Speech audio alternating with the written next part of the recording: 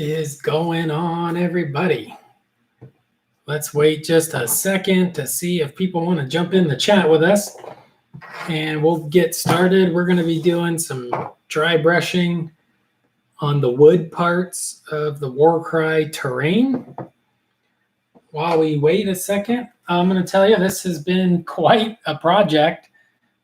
There's so much of it. It's been just nonstop painting, but it's been fun. And it actually looks like we skimped out a little bit on this piece of wood, so that's a bummer. Probably hit that first, since I missed it. But there's so much terrain. I did some airbrushing of brown and then a lighter brown. And now we're just going to do a dry brush of Iraqi sand over all the wood. And I plan on using oil washes, so that should reintroduce some saturation and vibrancy to the wood, even though we're dry brushing it with kind of a muted down sand color.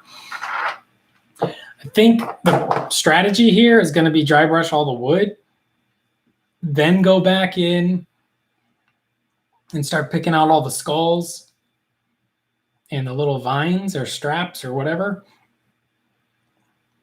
There are a ton of skulls and skeletons. I mean, this piece alone, 1, 2, 3, 4, 5, 6, 7, 8, 9, 10, 11, 12, 13, 14 skulls on this little piece. So that's going to be fun. Plus, I haven't also had a full skeleton. There's a few little full-on skeletons. So that's cool.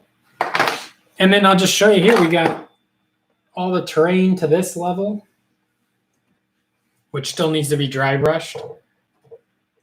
And then after we dry brush it, I'll go in and pick out the brick.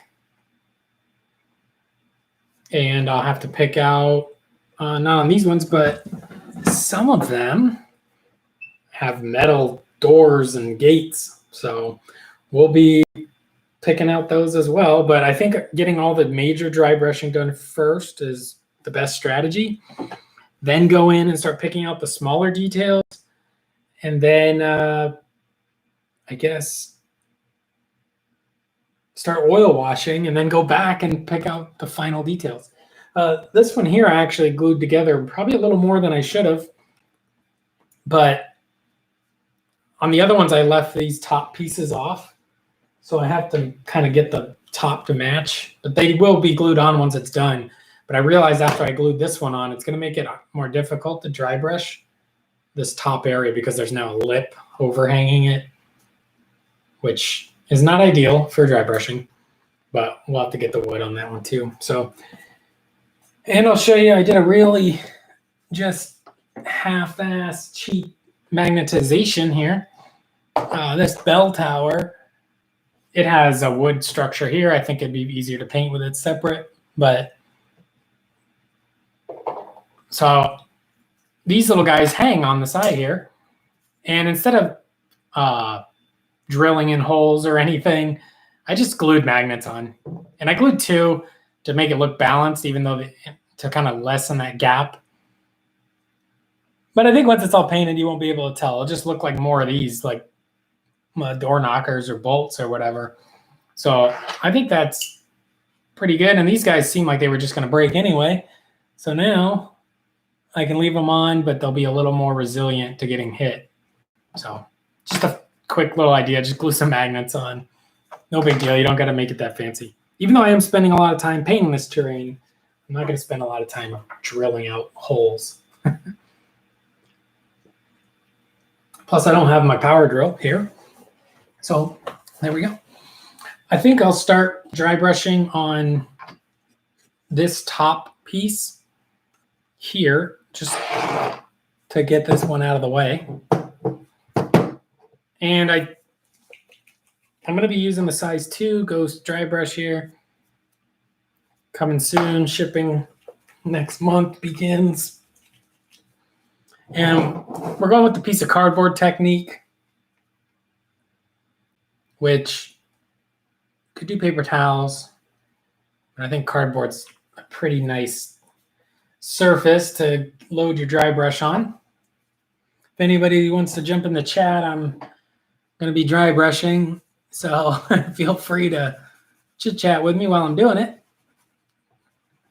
I don't have to be too careful at this stage. I'm not fully refining it, but for a structure like this, I figure I dry brush the wood, I dry brush the stone, I oil wash it. Maybe I'll base coat the metals, then oil wash. Not sure. But I was thinking oil wash and then do the metals last. But we'll see. I think we'll just try to go against the grain on these tips here. I'm going to go back and forth to make this quicker, but when I do the buildings, I'm just going to go from top-down motions only. But on the wood, I'll go back and forth because we just want to try to get as much of that wood grain as we can. And I'm going to wash this with probably like a asphaltum or burnt sienna oil wash, and it's going to really bring all that wood color back. Oh, I better be careful not to put these in that wet paint. This has been taking a really long time compared to, I've never really worked on terrain before, so it's definitely been an experience. And I don't think I'm going to try and get every last piece, but that's probably good. Just build some variation into the wood. A little bit of extra highlight before the oil wash goes on. I will knock out the little skeleton thing here.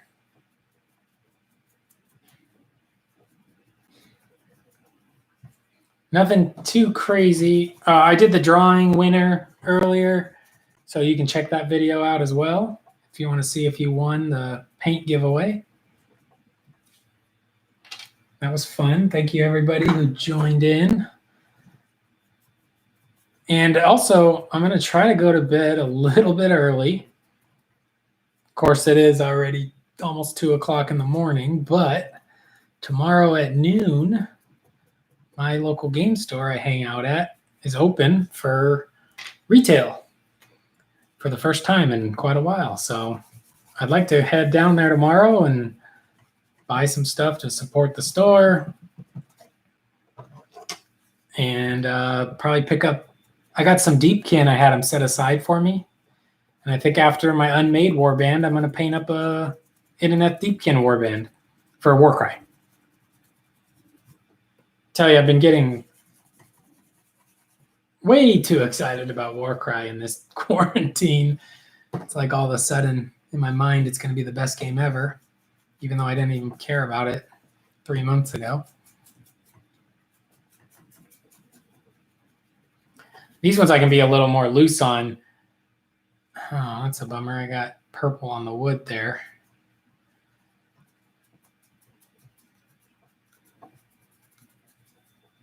You know what?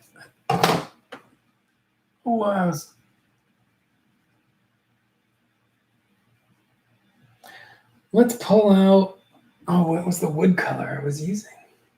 Cracked leather, maybe?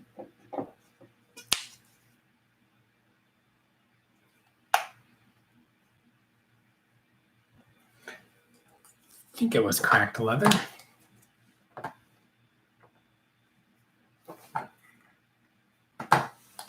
That looks right. Well, let's just make sure. Yes, I'm going to go with cracked leather. Let's just get a beat up brush. I'm just going to knock back that purple I got on the wood.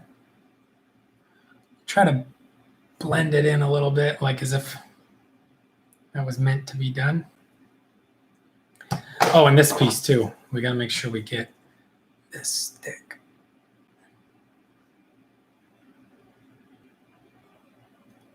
Just using a beat up brush just because it was sitting right here. But also, I don't mind if it doesn't, I don't care if it totally covers or not. In fact, it'll look more like it was done during the airbrush step if it doesn't completely cover, because all the wood was airbrushed on these pieces. Okay, so that should be good.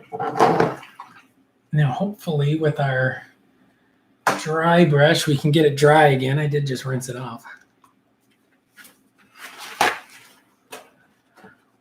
Let me know in the comments what you guys are working on. Hopefully you're having some fun. According to the calendar, it's the weekend, so that's exciting. I'm going to just put this paper towel here just in case I need it to get my brush a little dry. We'll just move on to some of these here.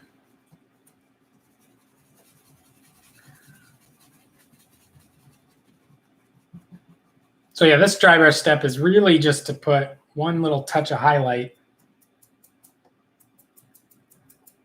one further step. It's pretty subtle on just a few areas.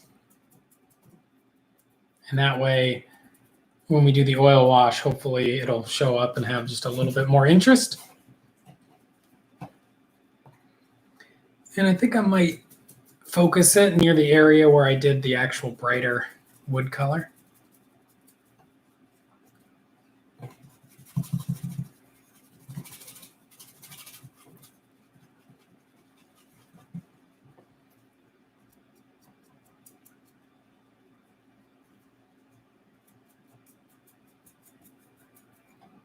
The good thing here is there's no right or wrong way. I think the bottom's fine without it. I hope that's the bottom. Yeah, let's go on to the next one. So this is going fairly quick, which is nice. When you're trying to, if you've been watching some of the streams, I've been working on my unmade warband, and then I started working on this terrain, and I thought, well, I better knock out all this terrain while I got some motivation. And then, man, this terrain's taking a long time. Partially my fault because I actually decided I was going to try and do a good job on it. So you can speed paint terrain pretty quick with some rattle cans and spray it from a couple different directions. And it looks good enough. But I decided I'm going to pick out a lot of these details, and this is literally the only terrain I own. Inquisitor Zane in the building. We're working on buildings. This is the Warcry terrain, all the like wooden planks and stuff that go on top. So just dry brushing the wood.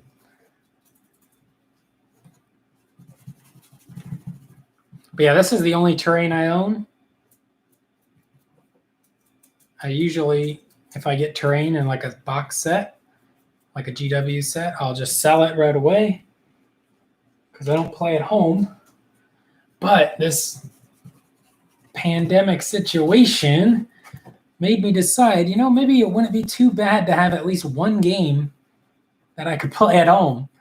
So if something like this happens again, I'll have at least a fully painted set of Warcry terrain. And that way we can, well, not we, but, I maybe could invite like a friend over and play some Warcry at some point. Or maybe because I took the extra time to do a good job, maybe it'll draw more players in at the local store. I think Warcry is one of those games that a lot of people would like to play, but they're maybe not confident that there's going to be a ton of people to play with, which is why it's always a safe bet to play 40K, because there's always going to be 40K players.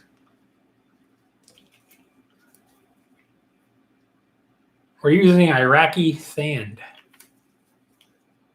Now, even like a game like Age of Sigmar, sometimes it's hard to find actual people playing that, at least at the store I play at. There's a few, but it's not nearly on the level of like a 40K night.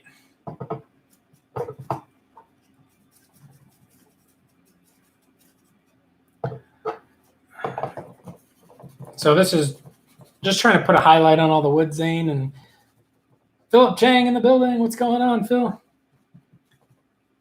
Yeah, I'm just trying to put a highlight on the wood that when the oil wash goes over it, it'll give something to tint real nice and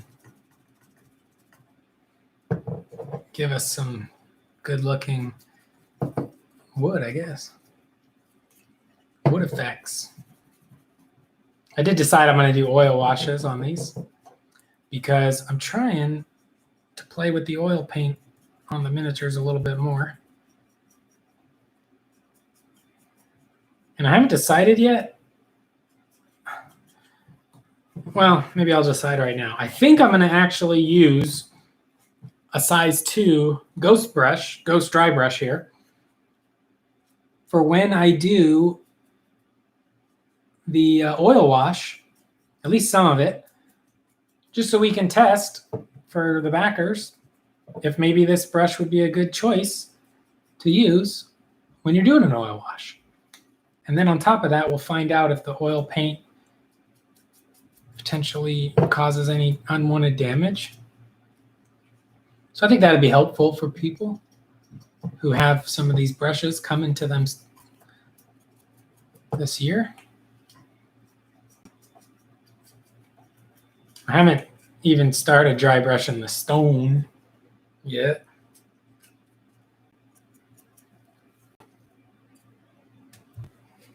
But we're actually cruising through all this wood quite a bit quicker. Oh yeah, I think I just want to play it because it's fantasy. I was always more of a, even though I started with 40K, I'd say the bulk of all my younger hobbying and gaming was always Warhammer Fantasy. Now I'm definitely one of those people that does not miss the old rules at all, but that was my game of choice. And we had some epic battles and epic memories. And I really, really enjoyed Age of Sigmar when it came out. Especially when it came out with the first General's Handbook. I thought that was really good. And then I thought it got progressively much, much worse. Just a little too much craziness stacked in. Another thing that got me excited about Warcry is now I have an excuse to buy some of these cool Age of Sigmar models that I had no reason to buy because I have no intention of playing Age of Sigmar. Maybe Age of Sigmar 3, 3rd edition. Maybe I'll like it, give it a try. But not right now. And who knows when that even is. I mean, at this point, GW's edition changes will be probably pretty minimal because they just had to go through all of that effort to get all the 40K codexes out, and they're releasing all the Sigmar books.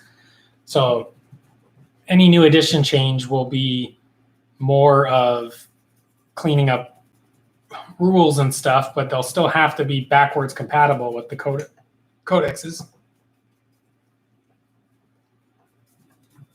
Because there's no way they're going to put themselves anytime soon in a position where they're like, hey, we got to redo all our books again.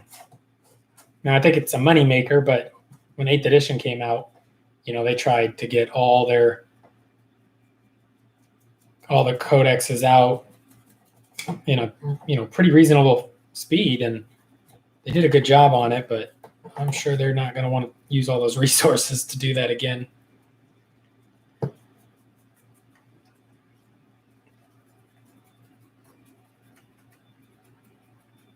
Now, of course, that's something they could do in the future. Those major edition changes are oftentimes pretty rare.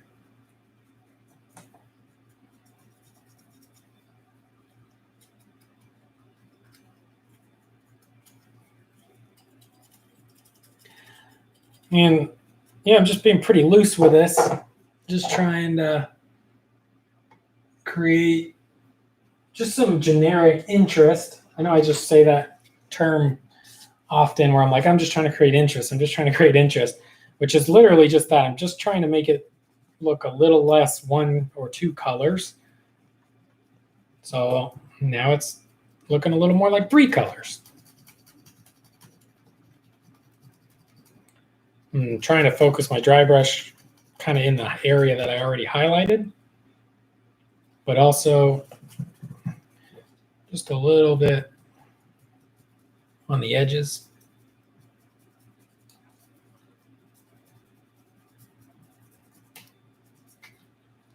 And these go like that, so I don't think I need to do much under there.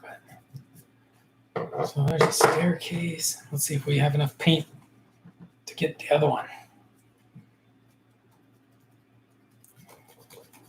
Yeah, when I did the airbrush of this kind of rotten wood color, which is the lighter areas on the brown, I just kind of thought, okay, let's maybe put it towards where the people are walking, like it's worn out a little bit more there.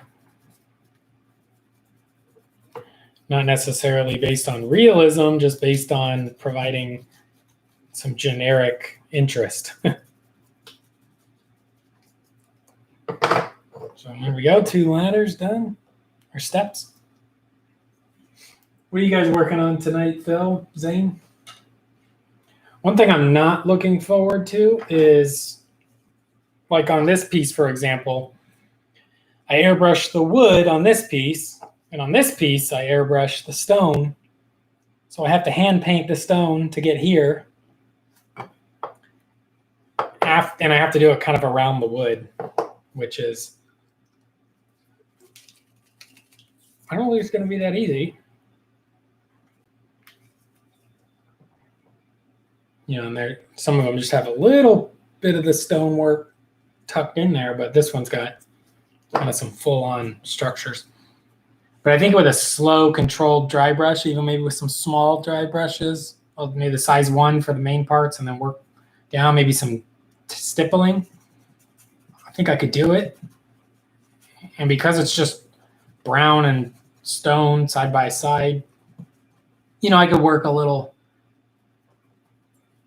you know, I can work back and forth a little bit and clean up as I go, you know, when I get a little bit too much here and a little too much there.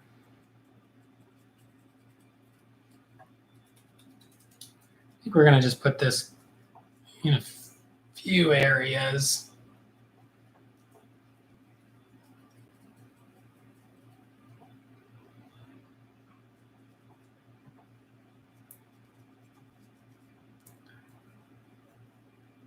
Ooh.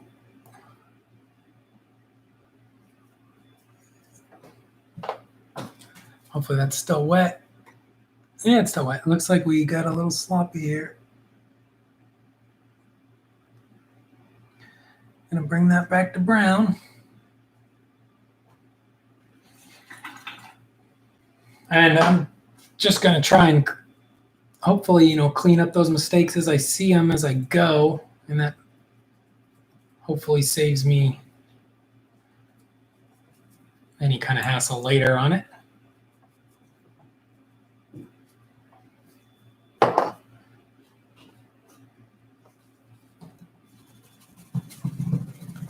Yeah, so it's been quite a bit of a long process. I haven't even actually painted my second unmade warband member yet. So if you watched, oh, Massive Darkness, awesome. I got that game. So I got this guy down on stream. We saw him, and then I got his buddy here, and I got him primed, and I just put the purple wash on his skin. So he's the second unmade member I got to do. Metallic Ultramarines, nice.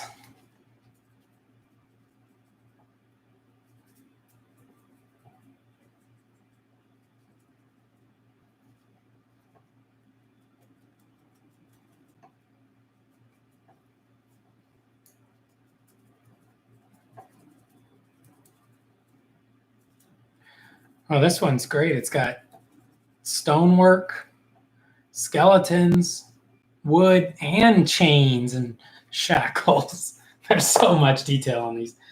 Oh man, it's gonna look cool when it's done, but I think this whole process is gonna slow down quite a bit once I get into picking out, the skulls and that kind of detail work.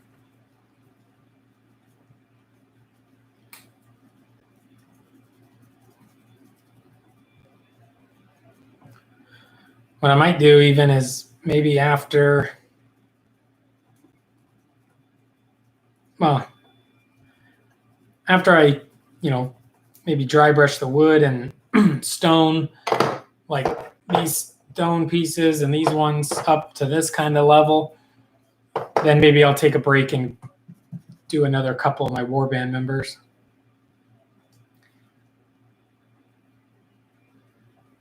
And then tomorrow when the local game store opens up, I'll go pick up some Deepkin, Internet Deepkin, and then I'll have another warband to work on when I'm done with my unmade. I'm debating if I want to. I got a plan. So I got one box of unmade, and there's some different builds. You can get a 1,000-point build with the one box. If you convert one of the guys into one of the other guys, who's 20 points more, it's exactly 1,000. So if you build the unmade as is right out of the box, it's 980. But there's one guy. There's 3 of this one type of fighter and only 1 of this other type, who's 20 points more expensive. So if you convert one, I believe it's called a joyous one, convert one to a joyous one, then you'll have exactly 1,000 points. Now, it's probably not a bad build either. But depending on the situation and what kind of environment I'm playing in, there might be a way to make that build a little stronger, which might require a second box of the unmade if I want to have more options for how I'm going to build it. And I don't know if I want to do that. I've been kind of stuck on that idea a little bit here. Because the other option is I have the unmade warband, and then I just, I'll have some ally. I can have an ally monster like the Minotaur or things like that to mix in for different points and try to build something that way. But if I want an all unmade style warband with no allies,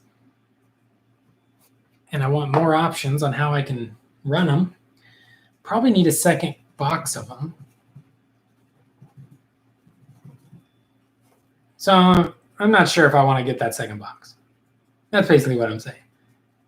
Because I also want to work on my Deepkin warband too. So I don't want to work on the unmade forever. Once I get on it again, I painted that one guy in one night. So if I can get, I'd like to get 2 done a night, really. But obviously this terrain is taking its time.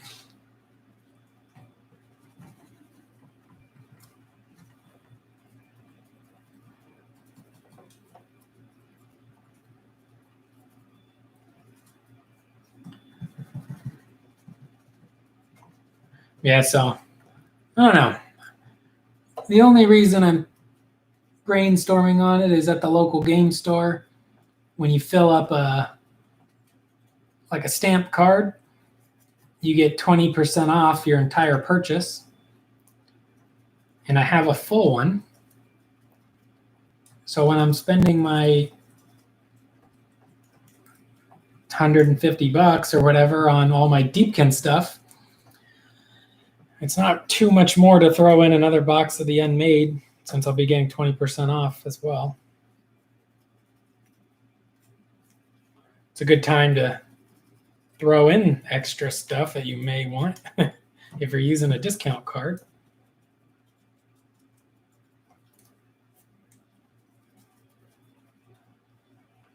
But what I really don't want to do, which I could see in the future, well, I can't see for sure in the future, but I could, let's say I buy an extra box of the unmade. I finish my first 8 or whatever from the normal first set I got. Then I start working on my Deepkin, and then I never touch that extra box.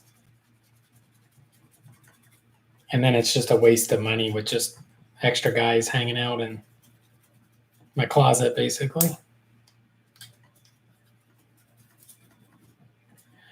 So that's one of those things you got to try to figure out. Is it worth it?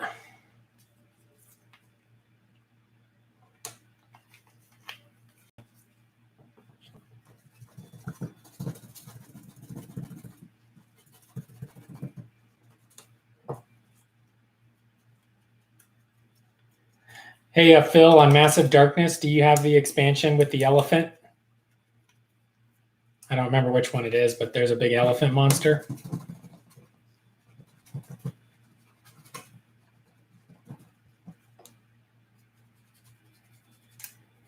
Tell you a funny story. We were playing the Massive Darkness. We never finished all the missions, but once I added in that elephant, we would be playing Massive Darkness, and then you randomly draw what kind of roaming minor or major monster pops out. And that elephant would pop out seemingly always, and then the item card he would get would always be some crazy armor. So his defense would be maxed out at like 3 red or 3 green, 3 blue defense. And he has a built-in, I don't remember, he either had armor or a built-in ability that you can't use special abilities on him. So he was basically unkillable. And it always seemed like it was in a mission that had somewhat of a time limit of some type, where it was like, oh, great, now we got to get through the unkillable elephant in this amount of time, which we can barely even cause a wound to him. It's like we needed to roll perfect to hit him for like 1 or 2 points of damage. So be wary of the giant elephant in plate mail. That's probably good advice in general. If you're in the wild and you see an elephant in plate mail, don't fight it. Even if you're a blood sorcerer or a dwarf barbarian. I'm just trying to get the sand color out of my dry brush here.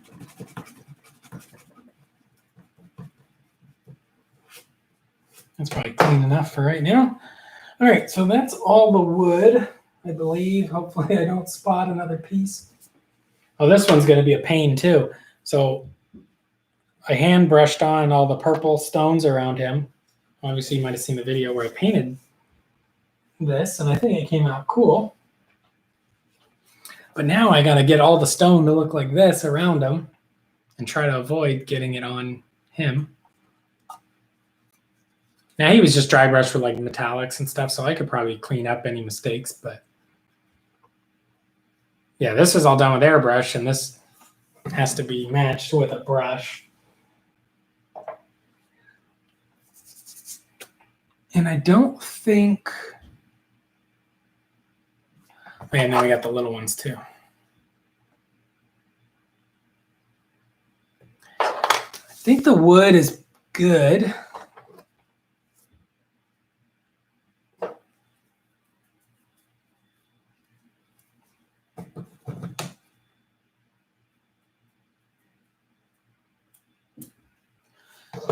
And I think we're happy with the wood. Just enough on it that when we wash it with the oils, it'll look pretty cool. And then on top of that, once we pick out all those skulls and all of that stuff, I mean, the wood's not even going to matter too much because you're going to want to look at the skulls and chains and vines strapping it all together. Plus the miniatures themselves are cool. So I think that's about it for dry brushing the wood. So I guess we could move on to maybe, I don't know.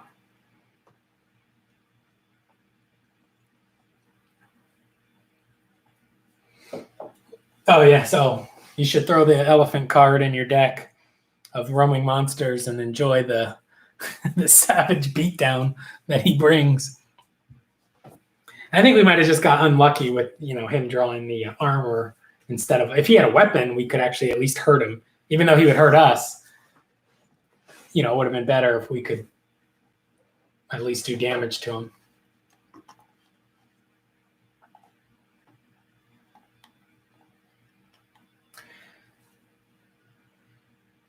Yeah. He's a cool model too. Maybe I'll get him painted up someday. I don't have mine painted. I thought I had a bunch of my Deep Madness painted, or Massive Darkness painted. I have a bunch of my Deep Madness painted. I thought I had a bunch of my Massive Darkness painted, and we played it like, I don't know, a few months ago, maybe a little bit longer now, since time is hard to keep track of these days. But when I opened up the box to play, I was like, oh wow, I only have a few things painted. None of the heroes were painted. It's just like some of the Chaos Dwarves and Goblins were painted, and a couple of the big monsters. But I really, for some reason in my mind, thought I had done a whole bunch of work on it. I did not, apparently. All right, I think we gotta go Icky Moss or Demonic Skin.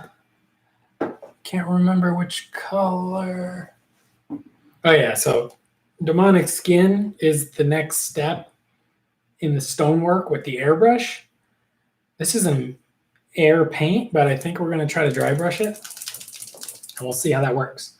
So I'll switch over to the size 1. Size 2 is drying. I think I'll switch over to the size 1 dry brush here, and Minotaur Demonic Skin. So the hand painted stone is Icky Moss over, and then Demonic Skin over the black primer. The actual airbrush version on the wall sections like this was a grayscale, and then I sprayed muted violet over it. And then the next step was the Demonic Skin airbrush, and then worked up some of the grays. And then at the end, I hit it with the Purple Lake ink to, bring back that intensity in the purple. So hopefully this looks good when I'm done. I think it'll look pretty cool on the table. I think people they'll be pleasantly surprised, especially on, things like this. Once these brick panels, I'm not going to do every, those aren't, well, maybe, I don't know. Darn it. No, they'll probably be stone. So I don't know if I'm going to pick those out as like metal little lion heads or whatever, but I'll leave a lot of it stone, but I'm going to, at least these bricks I'll change to a different color, make sure I hit the metal grading, probably with some rust and iron weathering style. And I think we'll have some pretty striking terrain. And like I said, I'm hoping, having some cool looking terrain, a nicely painted warband should convince people to come play Warcry at the game store. Yeah, I wanted to go for a purple into like a rose sandstone color. The next step I'm going to do is dry brush it like a gray, white, silver gray, I think it's called. Let me show you here. So I'll dry brush the stone silver gray from Vallejo Model Color. And that should give it a nice kind of dusty stone effect. And then I am going to hit it with an oil wash, which I'm thinking like a mix of a black and a magenta or black and purple color, really, really thin down. And hopefully that just deposits a hint of purple in the shadows of the stone. And then hopefully with some mineral spirits or whatever, Gamsol mineral spirits, we'll be able to get the kind of white of the stone back. So it should be cool.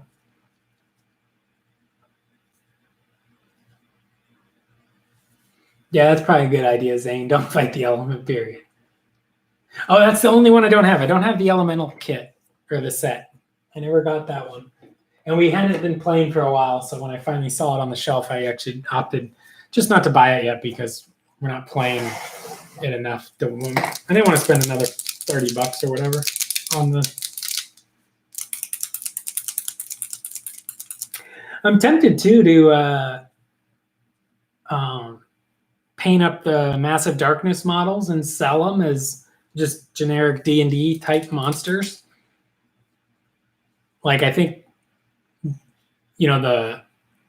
if you guys watch the stream where I painted the Paladin guy, he actually just sold today on eBay for $50. So, I mean, if I could paint up those heroes out of Massive Darkness and sell them for like $50 a pop, there's no way I could get more than that if I actually painted the whole set and sold the game in its entirety as a fully painted game. If I'm getting $50 a hero and, $30 to $50 a monster, or maybe, $50 for a small group of monsters. All right, so I don't know how this is going to dry brush. It's very thin, but I'm hoping this works because I don't really have a good strategy how I'm going to match the hand-painted stone with the airbrush stone. So let's start on this little piece here. This seems like a good piece to start on. And I guess we can go from there. It's so liquidy. Well, actually, at this stage, it's not going to matter because, yeah. Let's just see if we can get it to a dry brush with this kind of paint, with the air paint. But at this stage, actually, I can probably wet brush much quicker since there's still layers and layers of dry brushing that need to happen.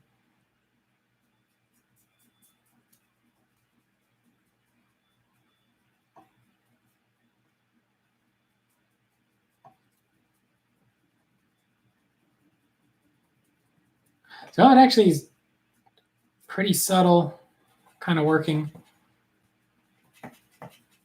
I think we're going to keep the brush a little bit wetter.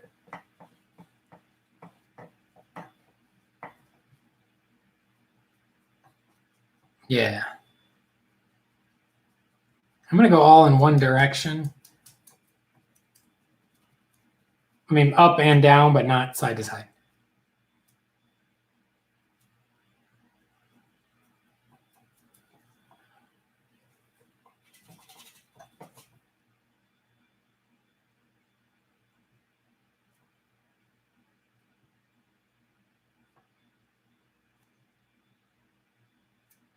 Trying to get that lip next to the wood without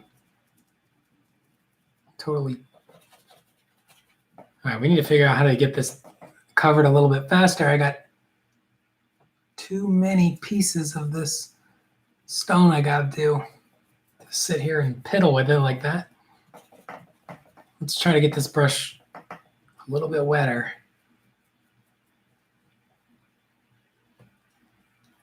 I wonder if we could.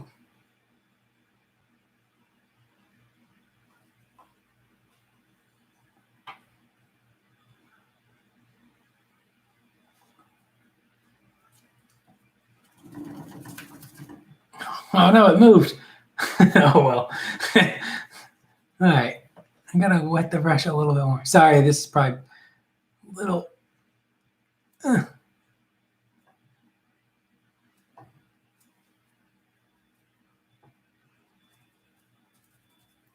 That's fine. Then we'll hit the sides. This actually will probably end up being much more gray anyway.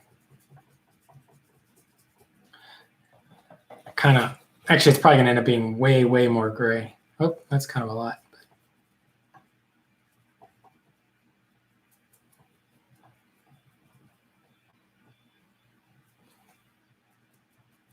All right, that was a fun experiment, but like the top of this stone here is, it's basically no purple showing. So I'm probably wasting my time being a little careful with that. I think I'll let the purple kind of find its way back when I do the oil wash. So I think we can go much wetter.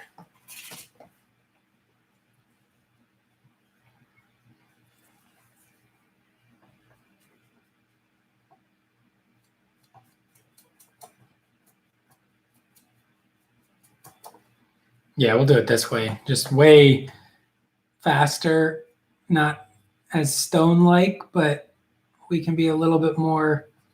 And I don't even think I have to be as directional right now.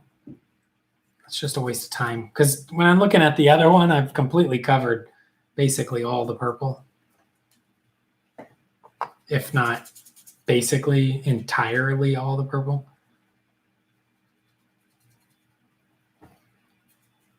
So we'll just get in like a rough light purple buildup here. Oop.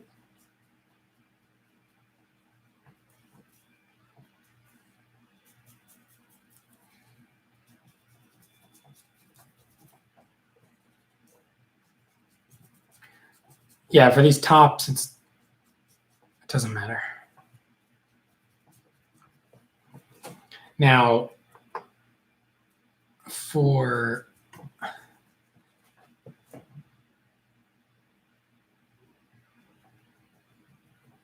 these ruins mixed in with the wood, that's going to be different. Because I'm going to have to use some real small brushes. And if I want the bottom of all the ruins, regardless of, like, this piece probably came from maybe an upper part. Oh, no, that is an actual piece. So that should be like all purple. But I think it's going to look the most striking if even these little pieces have a bit of this, like, dark to light kind of effect.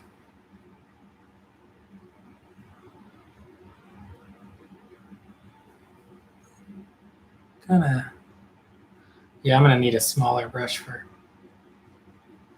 these areas, or else I'm going to get it on the wood a little too much. And there it doesn't matter because it's metal I still got to do.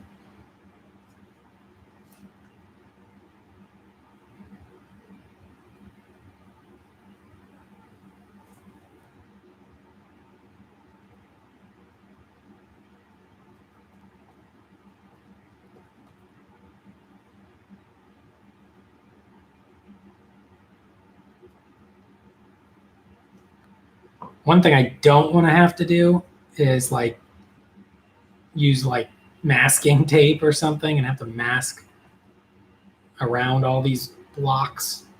No, thank you on that. Let's do more of these top pieces just while we're going.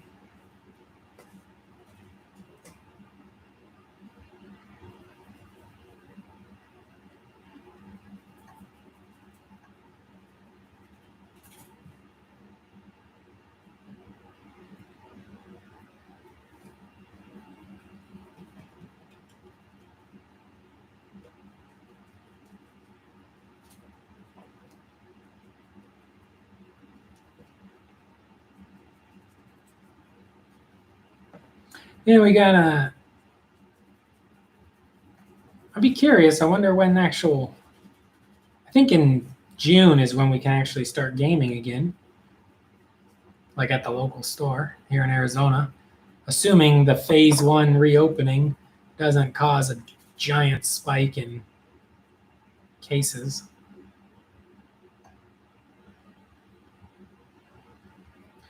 So I basically have all day to work on my Kickstarter, and then I try to get a little bit of hobby time in at night just to feel like I'm also still a part of the hobby and not just a paintbrush retailer.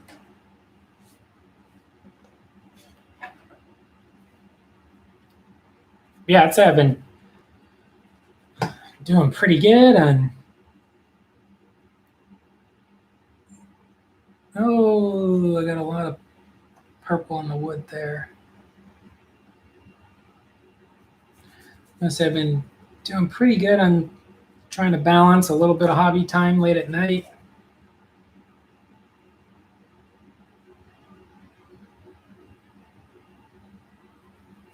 once the shipping's done, then I can actually maybe knock out an hour of hobby in the afternoon as well. And then I could really get some stuff painted.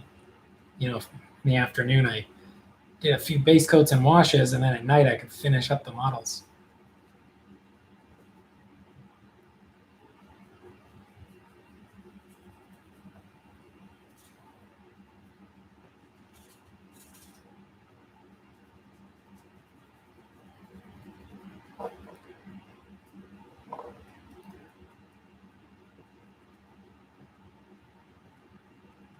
I think later we might have, do a stippling effect.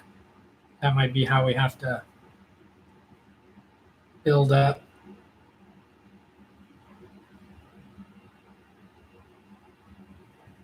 Some of our grays and stuff.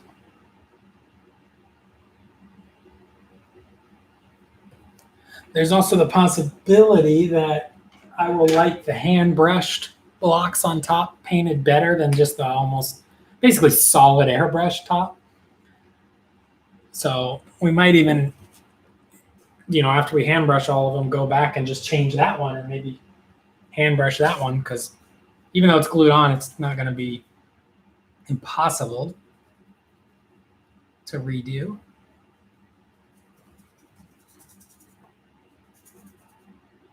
But like at the start of the quarantine, the name of the game was getting projects done, trying to get stuff finished was the goal. And we were doing quite good until I decided to get addicted to Warcry.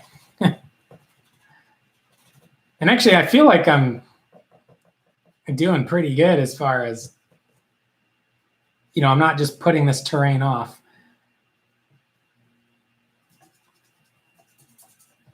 It'd be much easier to paint the warband and not ever even build the terrain, and especially when it took so long to clean all the mold lines. Just not even necessarily mold lines, but like the injection points of where the thing, you had to clip it off the sprue.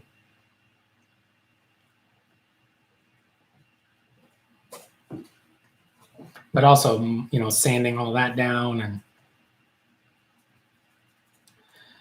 that kind of got me, okay, let's get this terrain done. And then I was trying to find some videos, and every video was like, how to speed paint your Warcry terrain, how to speed paint your Warcry terrain, how to paint your Warcry terrain in a day, how to do it quickly. And I just thought, man, they look good, but just didn't see how anybody was taking a lot of time on it. And that just kind of made me like, well, maybe I'll see what I could do with some terrain if I spend some extra time on it. I think that's all the top pieces. Maybe this gets a little scary around like things we already kind of finished. Maybe we can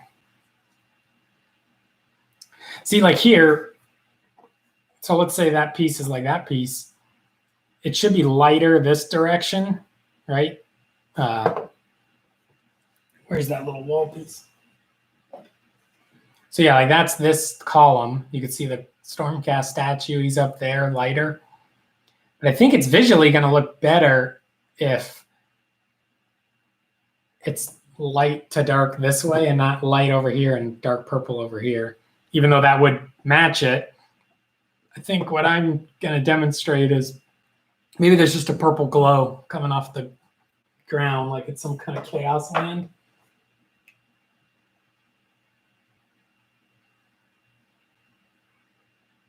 I don't have any kind of display room. I just put stuff on for my like 40K armies and stuff. I have like battle foam cases.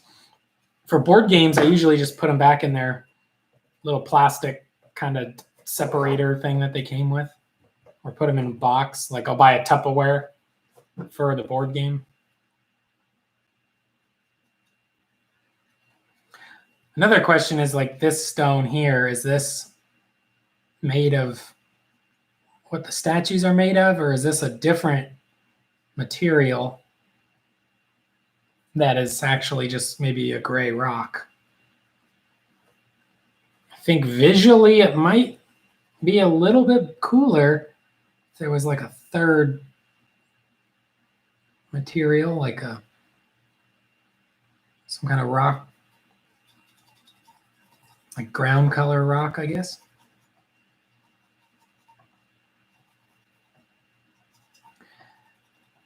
Like there, you can definitely see that's the column, but underneath, is that stones or is that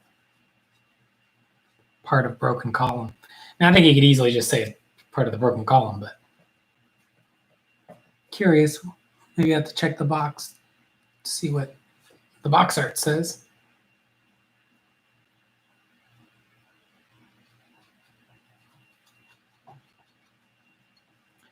And I expect I'm going to have to do quite a bit of back and forth to get these kind of crumbled pieces to match the airbrushed pieces.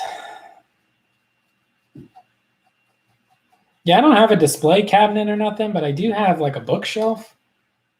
So when I finish painted models that I'm selling on eBay, I put them on the bookshelf. So they're kind of on display until they sell.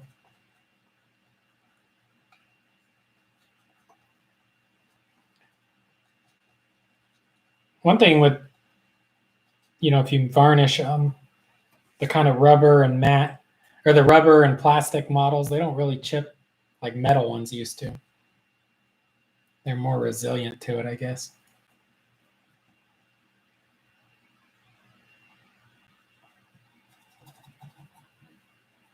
All right, I think we did an okay job kind of popping that out a little bit without hopefully damaging our statue head. Maybe we can get this one.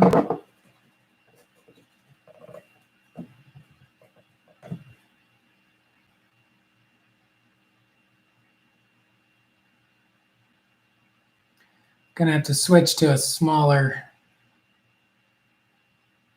dry brush, or just a smaller brush, not really a dry brush,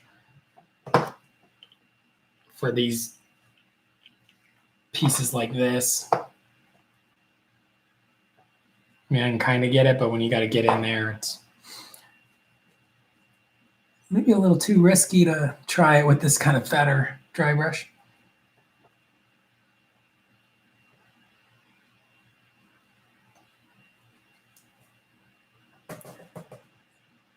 And there's still the opportunity to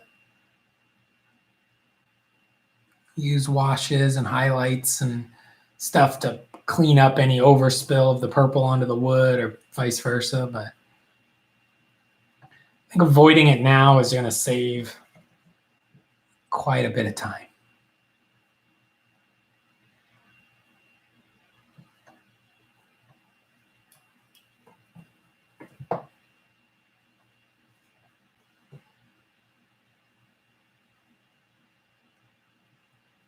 Doesn't matter if it gets on like the skulls, but we don't want to get it on the wood. Skulls we haven't painted yet.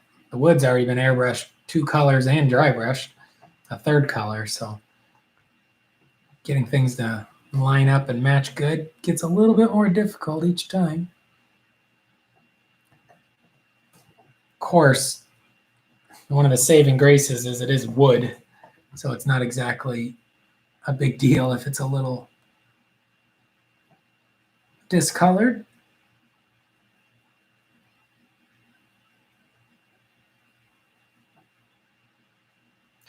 Heck, we might even hit it with some weathering powders later. Depends on how extreme we want to go with painting our Warcry terrain. No, it's just like a regular like Target bookshelf with like 3 shelves. Small enough that I could move it by myself if I take off the shelves. I do have a couple battle foam cases for my 40K armies. And I do have, I have a couple of those like 3 or 4 tier plastic shelves that you can get at like a Walmart, where they have kind of like a PVC pipe tube, 4 tubes that hold up a plastic shelf, and then you stick 4 more tubes on. I have a couple of those, and I have miniatures in various Tupperwares and boxes that are like stacked on those, but not necessarily like in any way that they're protected.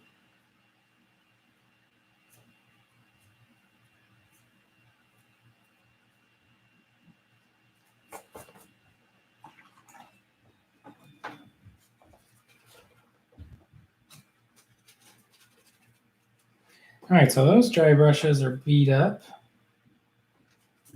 Now they're washed and drying.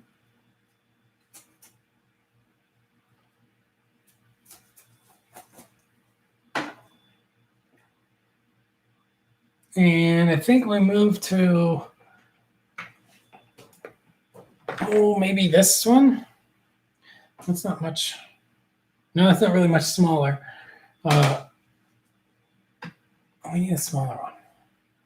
I guess we go to this one, which is like an old Games Workshop large dry brush.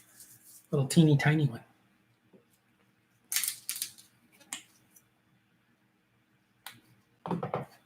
And we're going to use this.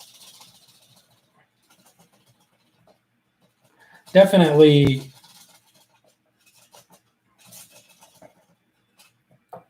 probably wasting time trying to actually get this with kind of a dry brush effect right now, instead of just wet brushing it a bit more and getting it done. Because I could always later go back and forth with some gray and purple and stuff and try to get it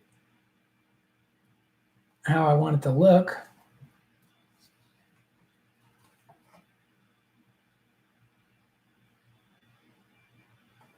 With stippling and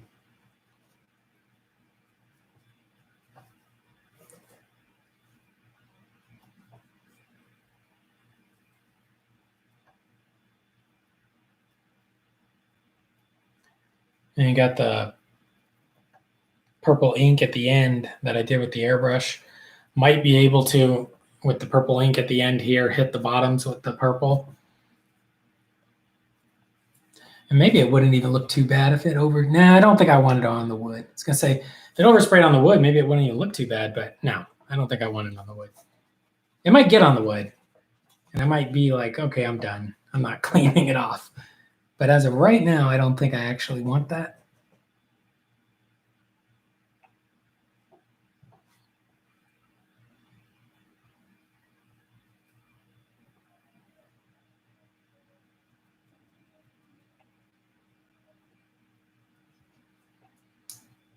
Yeah, I figure with this kind of portion of the terrain, which is really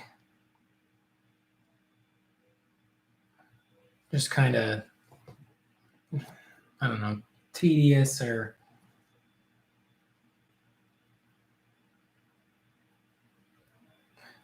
I don't know. You're not just dry brushing one thing. It's like, oh, I'm going to do this color and I got to put it on 20 different things. Progress feels slow. And I still have so much plans for oil wash and whatever. Hopefully once the oil wash is on there, though, maybe I won't even have to do anything else. Maybe that'll just weather it down and look pretty awesome.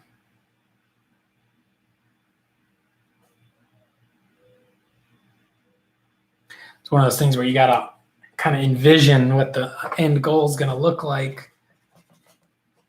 That's why I like my wood dry brush. I don't think is necessarily a great wood color, but when I hit it with a nice kind of red brown oil wash, and all of that kind of gray yellow wood color turns tinted like a burnt sienna, I think it's going to pop. Then I can use a sponge or Q-tips to wipe it away, and all of a sudden those really bright colors become interesting highlights. Hopefully. It's one of the cool things with the oil washes is you can wipe them away after you put them on. So you can kind of slather it on and then use a mineral spirits on a sponge or a Q-tip and start kind of working it off of the model in the raised areas. Which then should nicely expose all our dry brush highlights with just a hint of tinting from the oil filter or oil wash.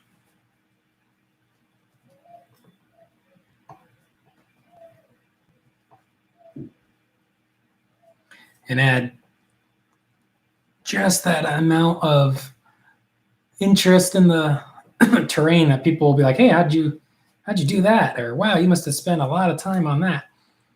Even though we are spending quite a bit of time on it, it's not like it's real technical. It's pretty, just getting the paint on and moving on.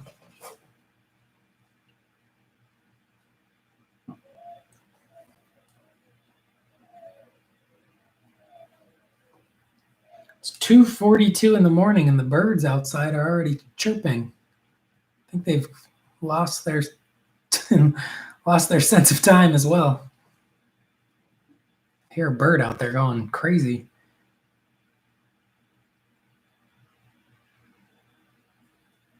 Or there's a cat watching them. Probably waiting to tap on my window again. The murderer. Luckily, the murderer hasn't been back and I'm still alive. So that's good. I'd hate to survive a pandemic and die to a random apartment complex murder.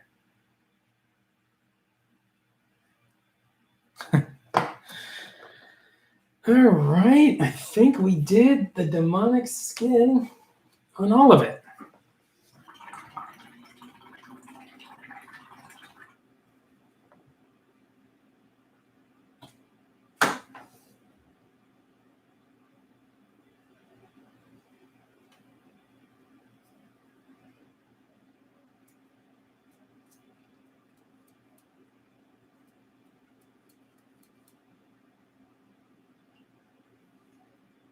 Now the next step would be earth. Also from Minotaur. Checking my dry brushes here. The next step I did on the stream, I believe, was earth from Minotaur. This is where you've now left the purples and you're going into the sandstone kind of colors. So this is where you probably want to be a little more careful and try to leave some of that purple in the low areas, which you, of course, can reinforce later with the ink. But, oh, what up, G, the Hyper Sapien in the building? What's going on?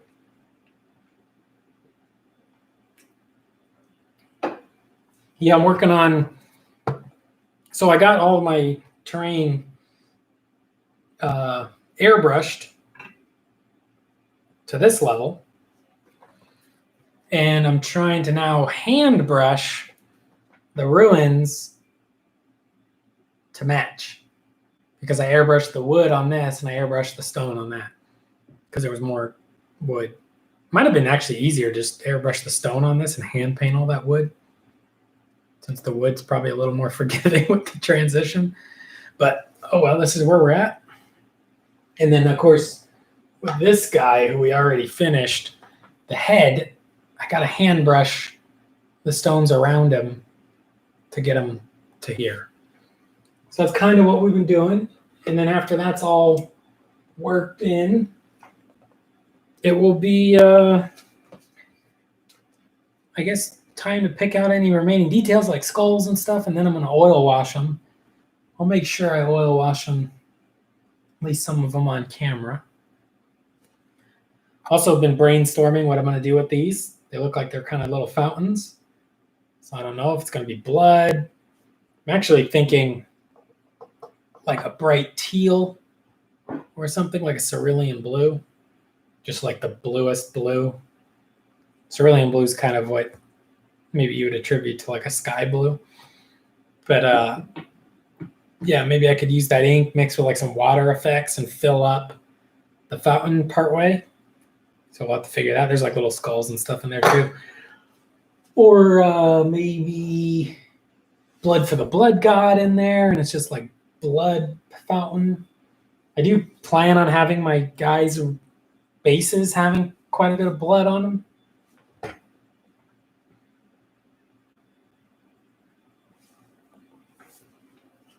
Yeah, Zane, you can come over and collect.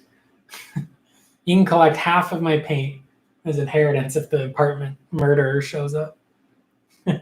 Unless you were the apartment murderer, then you don't get nothing. You get life sentence in jail. I actually have quite a bit of friends that play Warhammer too, so they get the other half. All right.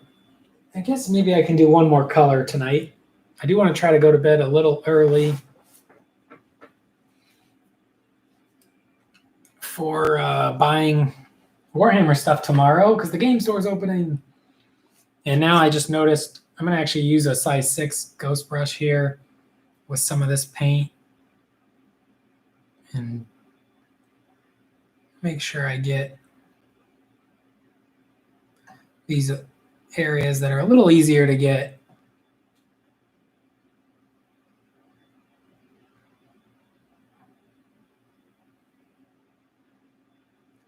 Oh, how did I miss that?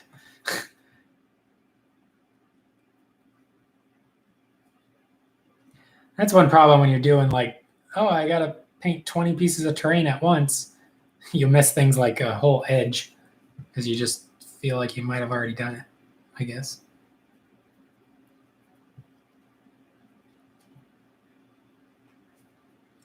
All right, so we'll just make sure we get in between where we can.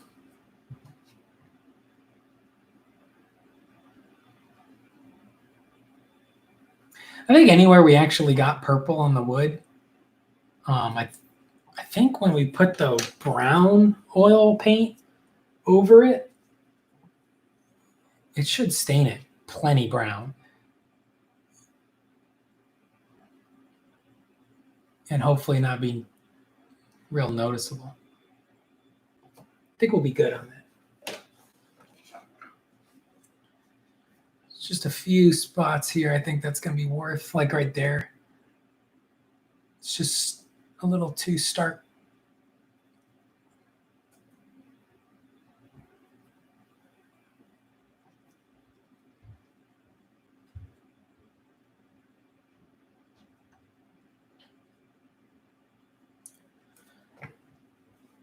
It's these little things that you do that actually do add up to a lot of time. You know, if you would just say, "Oh, it's good enough. I don't need to fix that spot, or I don't need to make that a little more interesting." You'll save a lot of time. You could paint much faster than me. But I also think these little details can just, help people not find something they don't like when they look at it. Like if you were looking at this and then all of a sudden you see a completely untouched area right between the wood there, it might just make you like, I don't know, you might just lose your immersion in the model. Like, you kind of missed that area. I don't know. All right, I think we might have to switch or just stick with this littler brush. Some of this, of course, well, actually on these big areas, we can use the size 1 ghost drag brush. But these little areas, just to try to keep it on the top, I think I might use this smaller dry brush.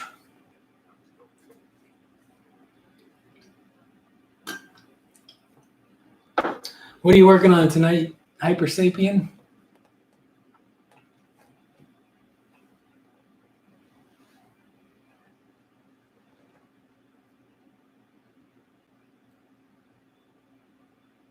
Oh man, I guess I gotta put some earth on my cracked leather. Did we ever use cracked leather? Oh, that was the wood. Okay, I was like, oh, yeah, cracked leather was the wood. So if there's any purple wood, I could always touch it back up. And actually, if I remember correctly, I did have to paint some of that on some of the wood. I hope I didn't miss it too much on my dry brush layer.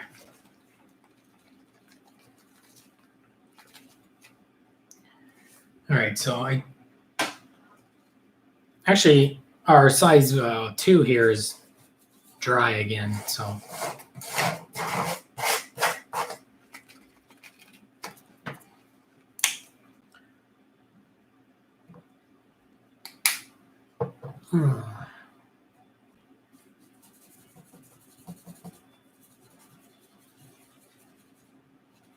still not sure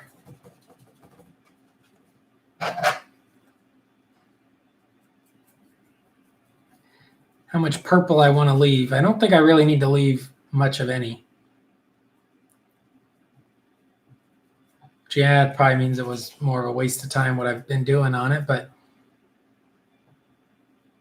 over to the side there, that one that's just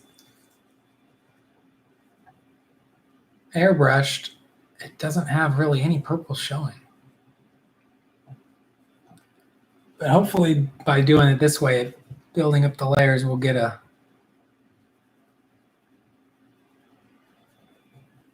hint of the purple.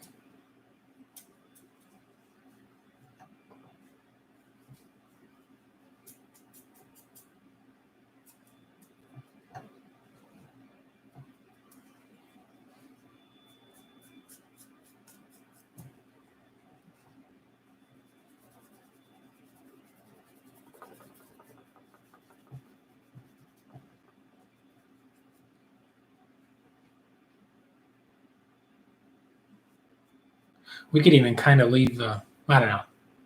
We'll just keep going. It's, I guess, early enough too that it doesn't necessarily matter. Could always go back and work on it more.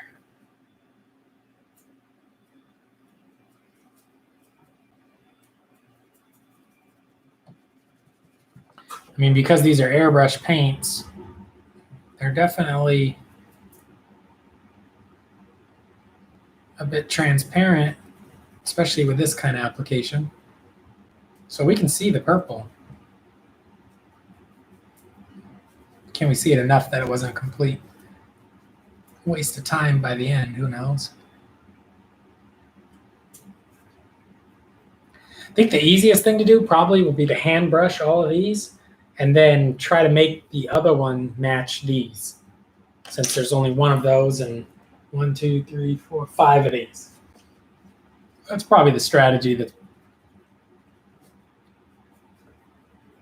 so these have some purple showing, then I need to go in and stipple some purple in the other one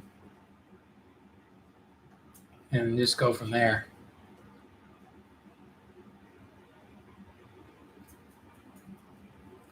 Yeah, definitely would have been smart to probably just repaint that other one right away, just straight back to pure purple like these were. I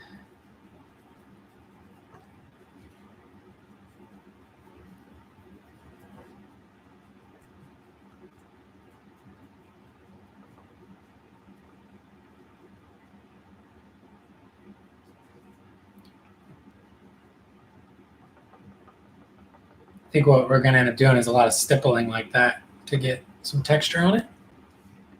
But doing that more in the later stages with the lighter colors.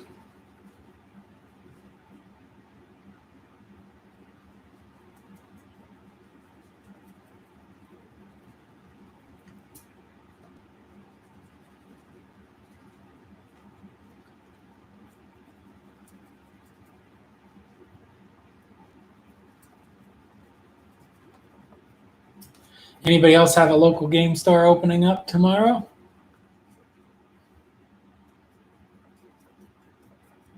Or maybe your stores have already opened. But tomorrow's kind of our phase 1 of reopening.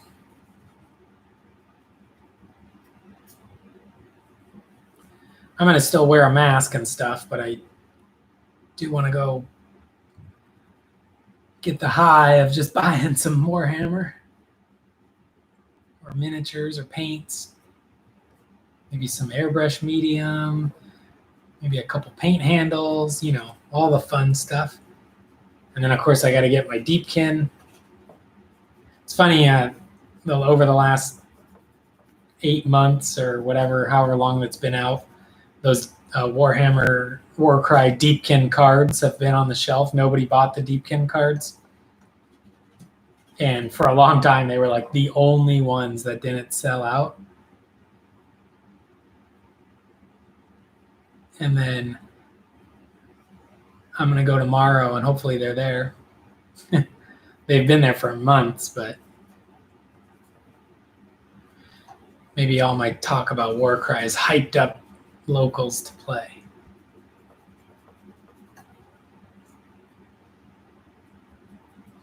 I've still been having a good time with the Warcry battle reports and stuff too.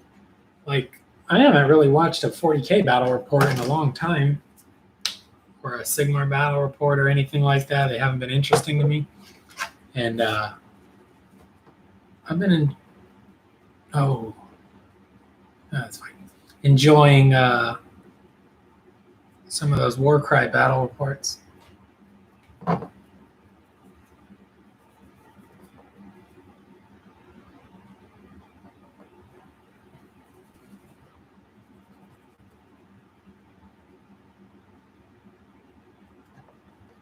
Oh, if anybody wants to give me a thumbs up, please do. Helps YouTube suggest the video. Although I don't think the dry brush video has this one in particular, it's a little bit samey. If I was just doing one piece from beginning to end, that would be more valuable for people watching back in the future, but this is all about trying to get this done. Like I said, ideally I'd like to have my unmade and terrain, maybe some Chaos Beasts, the Furies and stuff for the game, all painted, ready to go once we're allowed to go play again.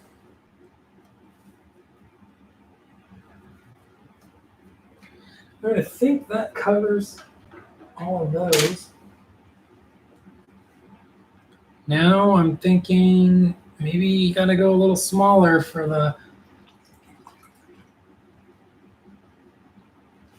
the kind of ruins tucked between the spikes.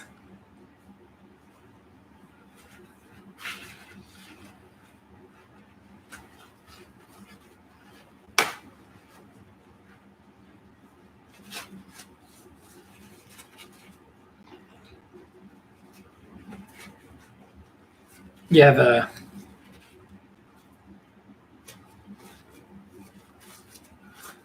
looks, I don't know.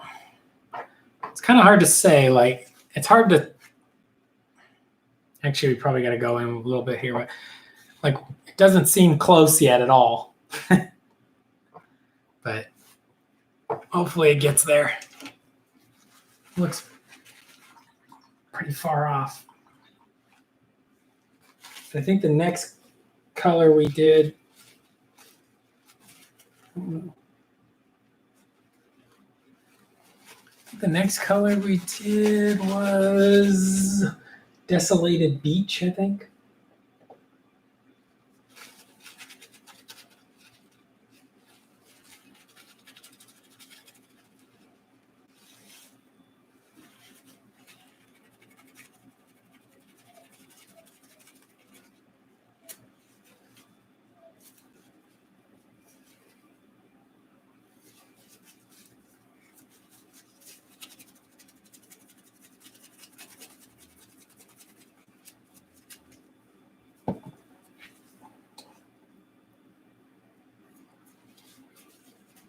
Have to figure that out, I guess.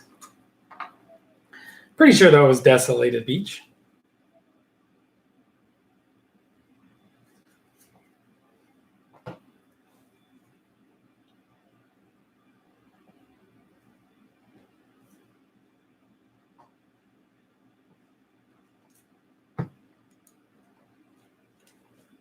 I have an ancient, actually, it might have been ancient bone. I have them both here. I think it was ancient bone.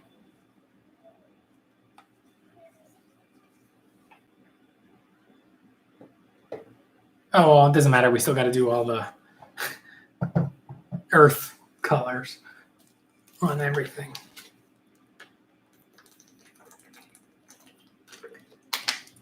Still got to do all the earth on the. Oh, let's use the littler brush here to get in between these areas.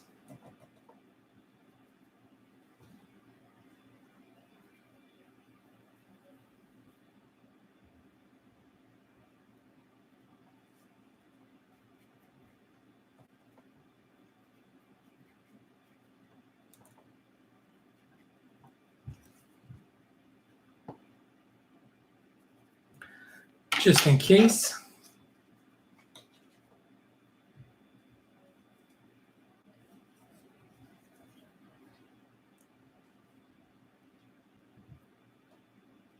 I'm really curious what's going to happen when I put the kind of magenta black oil wash over everything. I'm going to thin it way down. But man, it's potentially going to change all the work we did. And I hope it's for the better.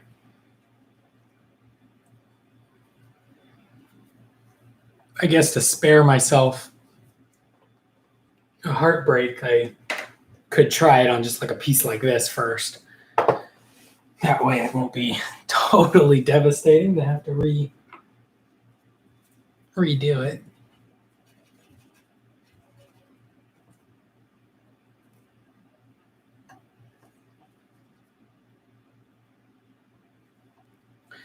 Well, I want to be totally devastating to have to redo it, but it would be a little devastating because then I wouldn't know what my plan would be instead.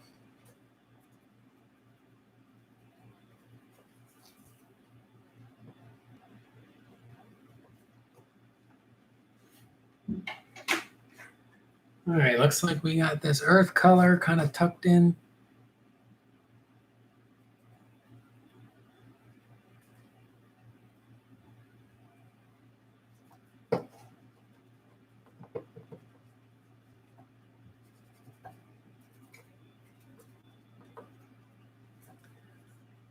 On those. So now we need to put it on the areas that are a little more cautious.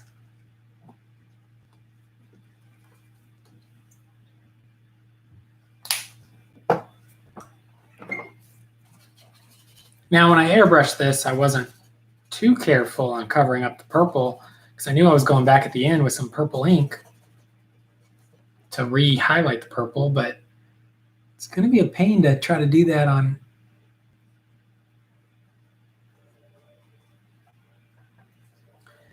I might have to actually airbrush the purple ink at the end just to get that finishing kind of orange glow that the wall sections have. I think maybe with the low PSI and really thin down ink. I'm not that good at doing stuff like that with the airbrush, so it might be a fun way to, fun thing to try. Of course, by fun, I mean I'm going to ruin all my work. So fun. Because it's going to be pretty hard on these tiny little areas to dry brush and leave to dry brush and leave this kind of purple glow. I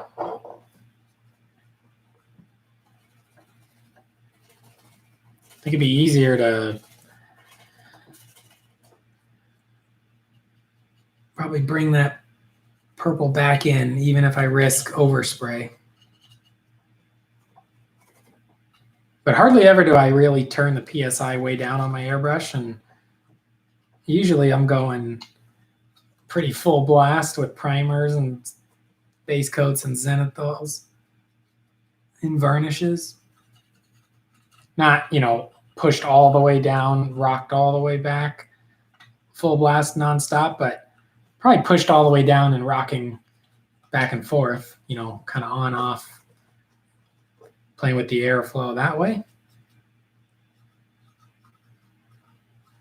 Which has worked fine for me. It's not really a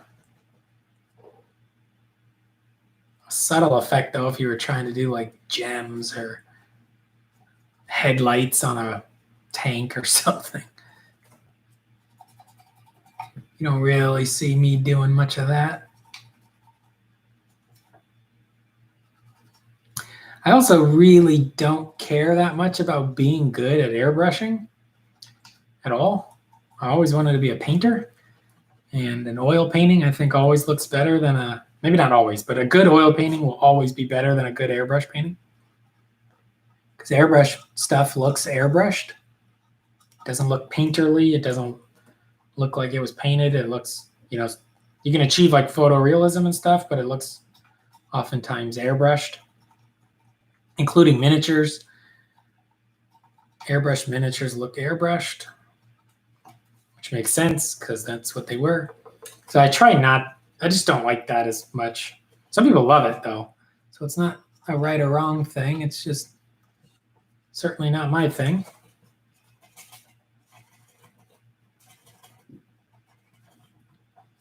Some people find the balance where they airbrush and then go back in with the brush and kind of work it back and forth. Sometimes it works really nice. But for me, I'm more of a, I'll knock in some base coats and stuff like that, some pre-shade, pre-highlight type stuff, but I don't want an airbrushed model. On my swooping hawks, I did spray a little bit of pink on their guns to try to create just like a subtle glow. Nothing too crazy, but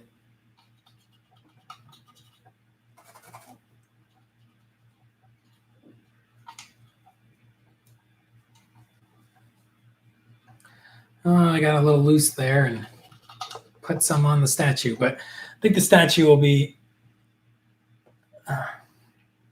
easy enough to fix because anywhere I'm going to accidentally get paint on them, it's going to be near the bottom underneath. So technically most people aren't going to be able to see it anyway, and fixing it should be easy enough. So this earth color next to the bone is not visually striking, but because it's so close to that last highlight color of that Iraqi sand color we did. I'm just doing it this way because this is how I did it with the airbrush. So I figure if all the same paints are on the model, at least we can increase our chances of making it match. I think we already did this one, but it looks weak. Kick it up a notch. Next color, I think, was Ancient Bone. I'll go back and look at the video. But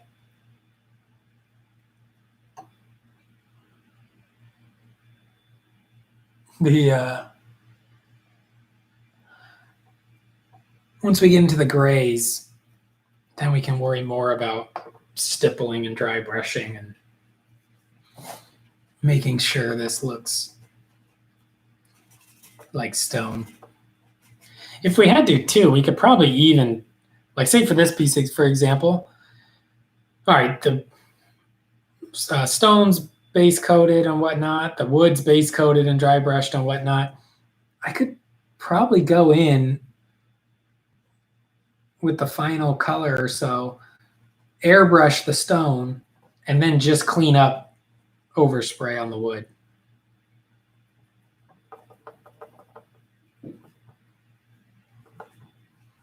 which depending on when we get to that decision, that decision would probably be made off camera though, because it's not as easy for me to try to just airbrush something real quick with the camera. That was a little stressful and difficult because the hose was knocking stuff over, and I kind of work in a organized chaos kind of area. I have some shelves and stuff, but really around it, you see all these paints that are just stacked on each other and on top of the table here. That's kind of what everything looks like. So the shelf, my little racks are all overflowing.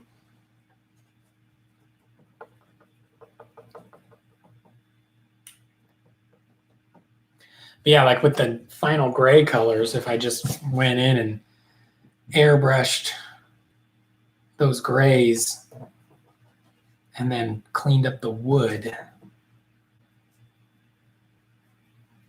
I think that's about maybe the only value I can provide in my live stream tonight, is how I think about working through the problems. I'm trying to think about it out loud for everybody.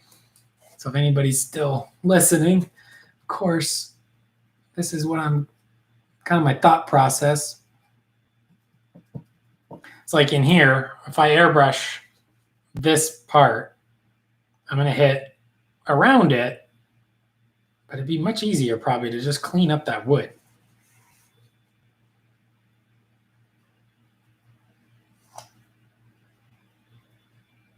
And the wood was 3 colors, one of which was just a little bit of a highlight at the end. And the other one was really just a spot of highlight to try to break up some of the wood, like a wood color and then an old wood color. So having to do that by brush. Yeah, let's just take a moment to realize I really should have done it the other way around. Now on these pieces where there's just like one, right? One little tiny one, 2. Those ones, yeah, I should have done it by brush. But a piece like this, or these top pieces, the statue, I guess, would still have to be done by hand though, or masked off. I could have tried to learn how to mask off that head. But yeah, these pieces, I probably could spray all this and then clean up the wood if I have to. We'll see what it looks like.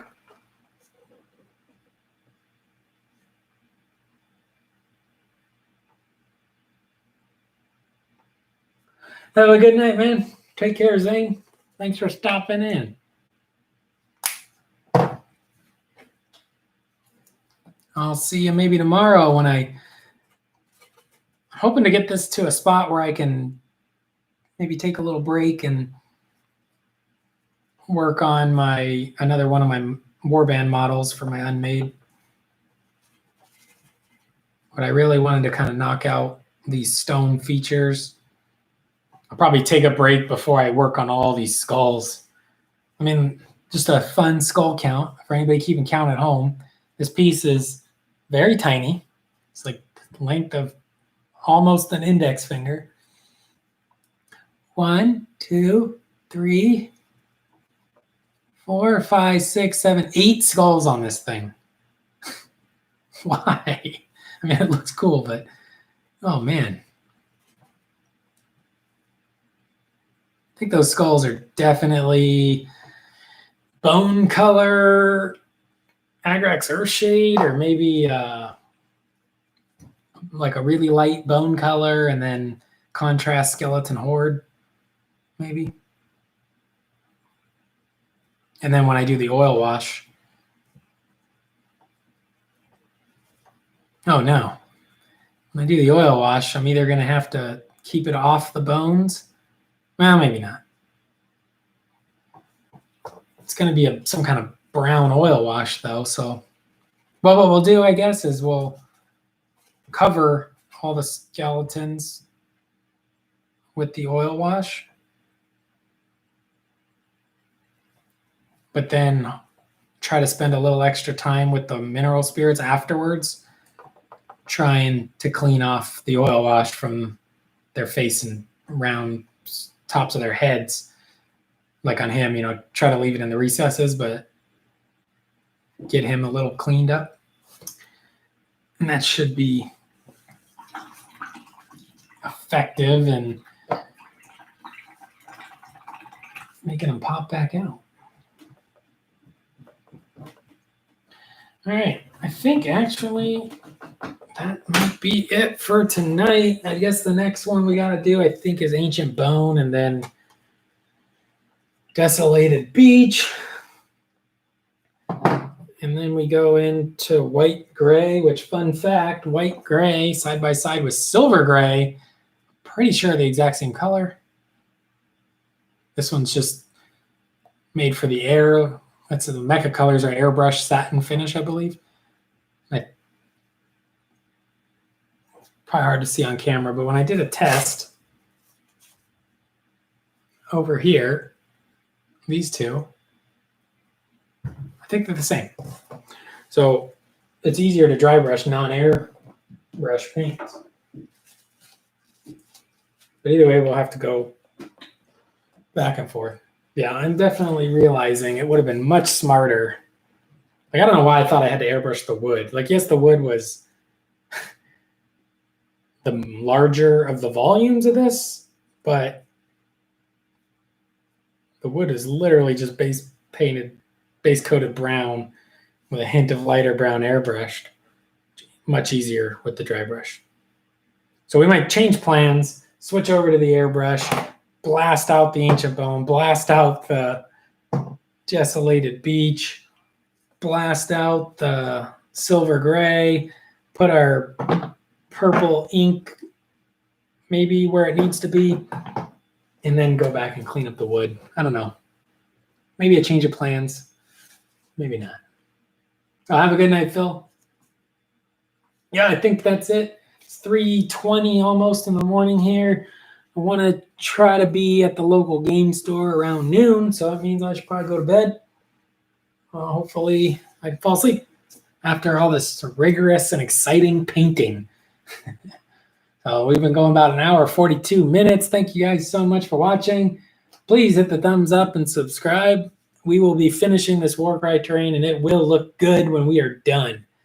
So if for some reason you're just tuning in right here at the end, this is the goal. A nice kind of purple into kind of a gray sandstone color. And this is before we've picked out details like the bricks and washed it with the oil wash. So thank you so much, guys. Everybody take care and have a good night. And I'll see you tomorrow.